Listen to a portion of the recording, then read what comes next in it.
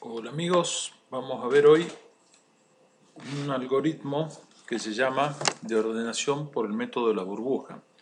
Le voy a explicar antes de hacer el algoritmo en qué consiste. Digamos, si tenemos un array con n elementos, es decir, tenemos el elemento 1, el 2, etcétera, hasta el número n, y acá adentro tenemos valores de números, por ejemplo, y queremos ordenarlo usando el método de la burbuja, lo que se hace es comparar valor a valor con el de al lado. Este compara con este y dice si es mayor lo muevo para ahí y este lo muevo para acá, y si es menor lo dejo donde está. Luego comparo el que sigue con el que sigue y así todos los elementos. Supongamos que en esta comparación que voy a hacer acá tenemos que este valor, no sé, es 28 y este valor es 30. Lo ordenamos, es decir, damos vuelta, ponemos acá el 28, acá lo ponemos al 30.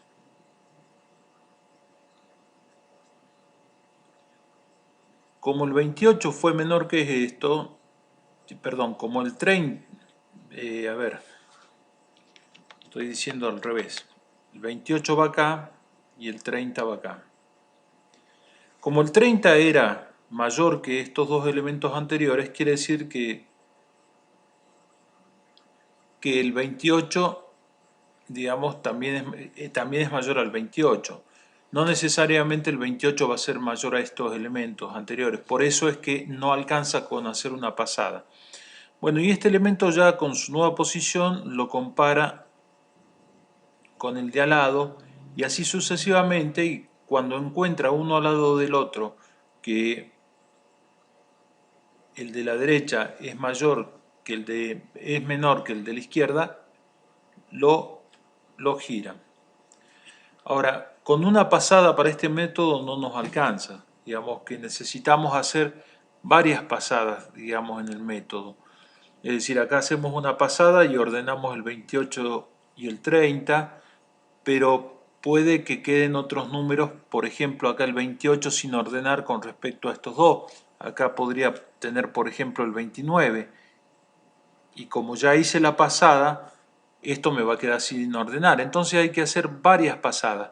Y esas varias pasadas van a ser hasta que, digamos, cuando yo haga una pasada, ya no me haya cambiado ninguna burbuja de estos elementos del array. Ese es básicamente el concepto que se va a aplicar. Es lo que tenemos que llevar entonces a hacer el algoritmo. En esto vamos a usar lo que son las banderas, le llaman flag en inglés, para marcar si hubo algún cambio de elementos. Ya vamos a ver cómo se hace en el algoritmo, pero es, digamos, lo distinto a un algoritmo secuencial en forma natural como se venía haciendo. Entonces, bueno, vamos a pasar ahora al desarrollo del algoritmo con el PSIN, donde vamos a implementar lo que dijimos en palabras, ¿sí? Entonces, vamos a hacer el algoritmo que refleje lo antes dicho, que le vamos a poner como método de la burbuja.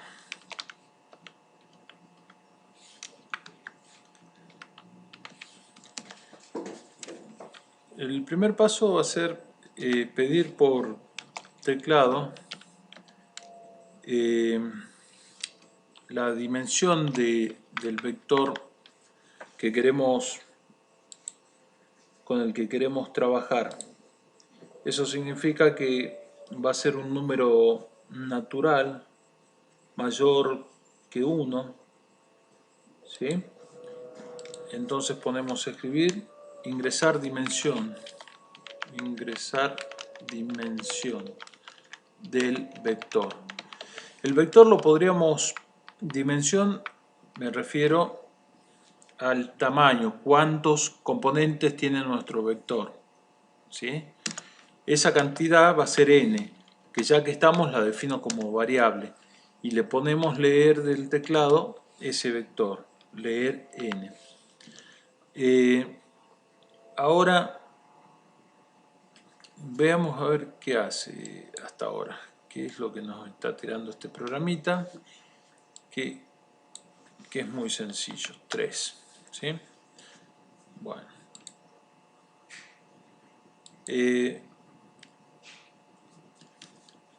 leer n, pero le vamos a poner una restricción de que queremos que sea un número positivo mayor que 1, ¿cierto?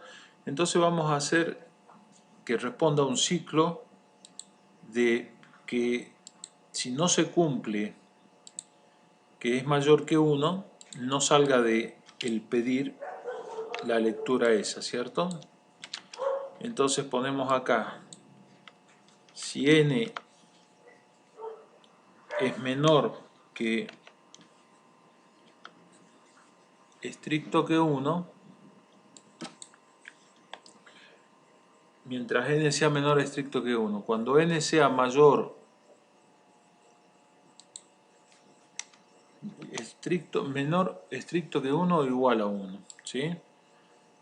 Probamos a ver si es 1, me lo pide de nuevo. Si es 2 ya sale. Tenemos la dimensión. Por otro lado, lo que queremos hacer es llenar un array de números. Y ese array de números lo vamos a obtener de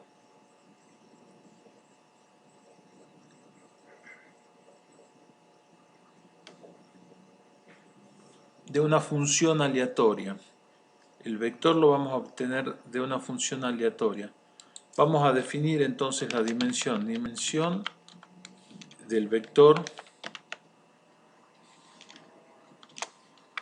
Y el vector va a tener una dimensión n, que es, digamos, el tamaño, la cantidad de componentes que he elegido que va a tener mi vector. Bueno, y el azar, la función retorna un valor, debe ser parte de una expresión. Entonces acá el azar esto, vamos a poner para completar, ¿no?, el vector, ¿sí? Y el vector lo va a ir completando, llenándolo también con un ciclo mientras. Nuestro vector se llama entonces vector. Entonces vector en qué posición, en la posición y, por ejemplo, que defino que el primer valor va a ser 1, es un número al azar entre 0 y 111. Puedo poner cualquier número, ¿no?, entre 220, por ejemplo. Podemos imprimir esto, podemos escribir esto, tal de que veamos el vector que va generando, ¿sí?, simplemente para ver si funciona. Y acá lo que tengo que hacer es incrementar el i, que es mi índice, que me hace posicionar en los distintos valores de mi vector. Esto que lo haga mientras el valor de ese índice sea menor o igual al valor n, ¿cierto? Bueno, veamos cómo funciona. Vamos a salvar esto. Siempre conviene ir salvando para cualquier novedad que tengan porque se les borró o por lo que sea. Orden burbuja. Lo pueden recuperar hasta la última salvada.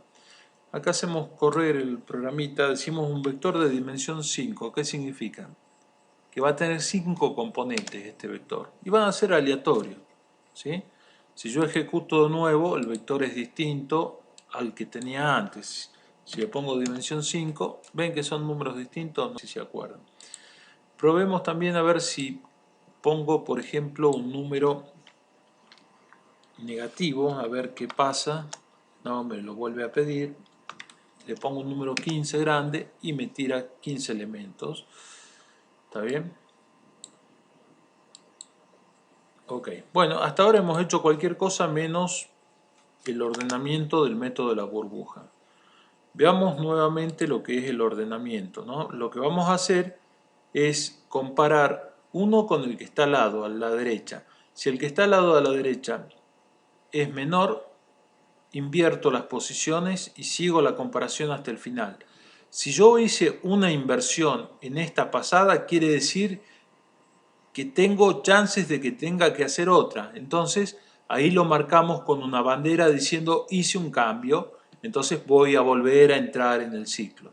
Si en este ciclo ya no hay ninguna inversión detectada que haya sido necesaria, quiere decir que ya está ordenado. Bueno, eso es lo que tenemos que traducir ahora a algoritmo.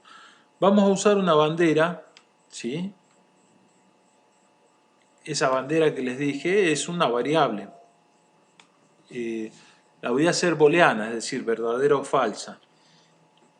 Y que me dé algún indicativo de si interactuó. Por ejemplo, llamamos interactuó, va a ser mi variable, y la tiro verdadera de entrada porque yo necesito por lo menos comenzar mi ciclo mientras, donde yo voy a tomar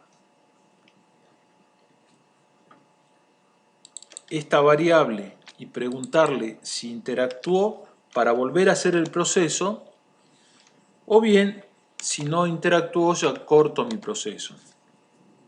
True. Esto es verdadero, perdón. Verdadero. ¿Sí? Ok, ¿y mi proceso cuál va a ser? Y lo que describimos, ¿no? Comparar un valor con el de al lado, comparar con el de al lado, y si el de la derecha es mayor, invertirlo. Esto lo tenemos que hacer en forma genérica. Entonces, vamos a hacer el ciclo para todos los números n, primero y principal. Vamos a hacer un recorrido por todos los números n. Entonces vamos a hacer adentro, podríamos hacer otro mientras. Mientras, por ejemplo, j sea menor o igual que el número n, hacer todo el recorrido. Y en mi recorrido lo que tengo que hacer es justamente esa comparación.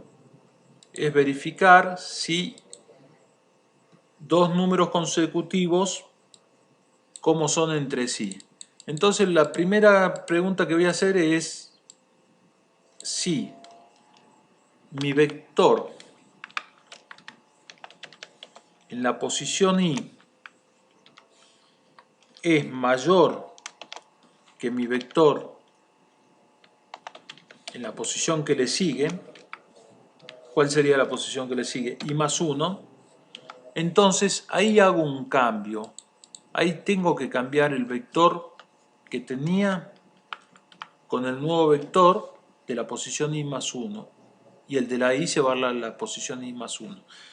Para hacer ese cambio necesito hacer un pasaje con una variable que voy a llamar auxiliar, porque después voy a pisar uno de los vectores. Entonces, antes de pisarlo, lo salvo.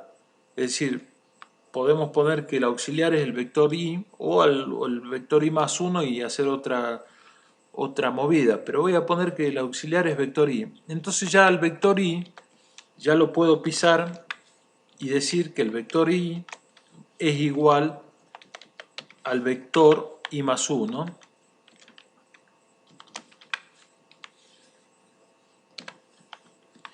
Y ahora el vector i más 1, que tiene que tener el valor del vector i, ¿cómo les parece que lo recupero?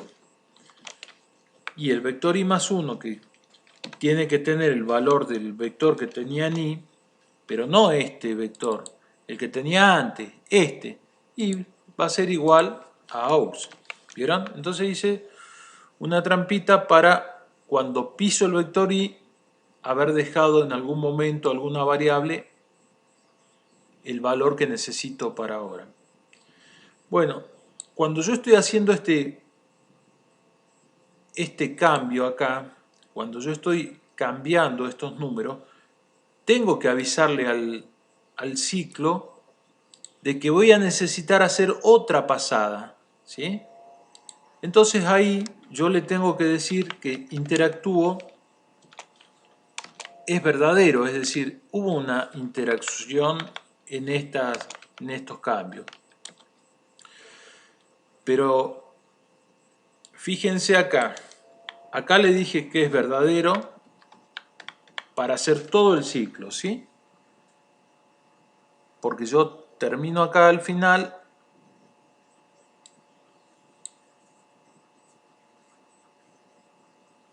termino este mientras, que en realidad todavía le falta algo a este mientras, ¿no? El j tiene que incrementarse. Y ahora esto que estoy llamando i no es i, sino, bueno, le pongamos i acá para ser más fácil, si no tengo que cambiar todo lo de acá adentro, ¿sí? Y acá decimos en todo caso que i le volvemos a dar el valor 1. Empieza desde 1 siempre. Y acá para hacer el ciclo completo, i tiene que ser igual a i más 1. Si no, esto no se incrementa y quedaría en un ciclo vicioso sin salir nunca. Entonces digamos que tengo que avisarle que ha interactuado. Entonces uso esa bandera interactúo como verdadero, la pongo. Pero yo entré acá en el ciclo la primera vez como verdadero para poder entrar. Pero yo una vez que estoy adentro tengo que resetear, porque la siguiente pasada va a valer solamente si se cumple en el chequeo de todos estos vectores que hubo una interacción. Entonces acá tengo que resetear mi valor de interactúo a falso. ¿Está bien? Entonces ya con esa bandera de falso, si no entro en este ciclo, cuando salga de este mientras de recorrer todo el vector y no hubo ningún cambio, no va a volver a entrar. Ya quiere decir que terminó el ciclo que tenía que hacer. Lo cual es lo que estamos buscando. Como veamos acá el mientras este. Fíjense que yo estoy diciendo mientras i sea menor o igual a n. Si n es el número final de mi vector, la cantidad de componentes que tiene, yo acá, cuando digo n más 1, esto va a quedar fuera del rango del vector, porque acá estoy reclamando un vector de n más 1, cuando dije que mi vector es de dimensión n. Entonces, lo correcto acá es ponerle i menor estricto que n. Probemos a ver qué pasaría, a ver si hacemos eso. Me tiene que avisar el sistema. Supongamos que tenemos un vector de 3 componentes. Bueno, hace los 3 componentes y cuando se mete a hacer el trabajo en la línea 24, ve que hay un vector cuando llega a 3 más 1, que es 4, que está fuera de rango, ¿sí? Que no existe, porque tiene 3 componentes. Entonces esto tenemos que tener cuidado y ponerle que sea menor estricto que n. A ver, ¿qué tenemos hasta acá? Ok, ¿cuánto? 3. Bueno, tiró los vectores, aparentemente hizo algo, pero no lo puedo ver. ¿Qué tenemos que hacer? Imprimirlo. Imprimir los vectores. Voy a hacer un paso fácil, copiamos esto y lo pegamos acá abajo. Ahora ya no voy a darle valor al vector, lo que voy a hacer es escribir el vector, ¿sí? Y le ponemos que escriba y lo ponemos vector, coma, el vector i, ¿no? Es decir, el vector i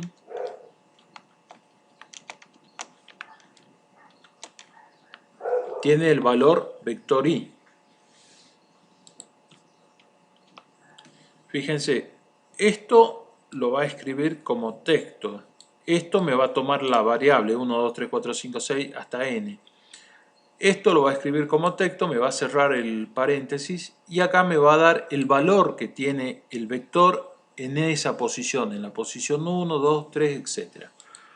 Este vector ya está ordenado, entonces podemos ponerle un mensaje que diga el vector ordenado de menor a mayor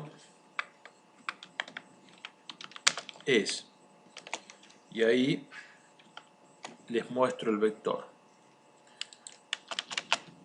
Bueno, probemos a ver cómo funciona. Probemos si tenemos un vector de dimensión 5. ¿Sí? Qué interesante. El vector 5 es el 202. Bueno, me escribió solamente el último elemento, el mayor. Yo quería que me imprima todo. ¿Qué parece? ¿Por qué no lo hizo? ¿Por qué no hizo esto? Si i es menor o igual a n. Porque me está arrastrando el valor de i de acá. Si yo no tengo la precaución de definir acá de nuevamente que mi i para el largado de este ciclo es 1, y voy a tomar algún valor de i que está dando vuelta por el éter. Entonces eso tengan cuidado, tengan mucho cuidado con eso. Probemos un vector de dimensión 3 componentes. 3 componentes, tenemos esos componentes, 142, 178, 108, y los ordena adecuadamente. Aparentemente la cosa está funcionando. Bueno, entonces podemos probar con otros vectores de distintas dimensiones para chequear el programa. Pongamos una dimensión más grande, 10 por ejemplo, a ver qué nos tira. Y bueno, nos dice el vector original, donde está todo desordenado, la dimensión es la cantidad de componentes que tiene. Y acá nos tira el vector ya teóricamente ordenado, 26, 28, y lo está haciendo correctamente. Espero que les haya servido, que lo disfruten, no se achiquen con la programación. Este algoritmo, digamos, estudiándolo y entendiéndolo, les va a resultar muy sencillo.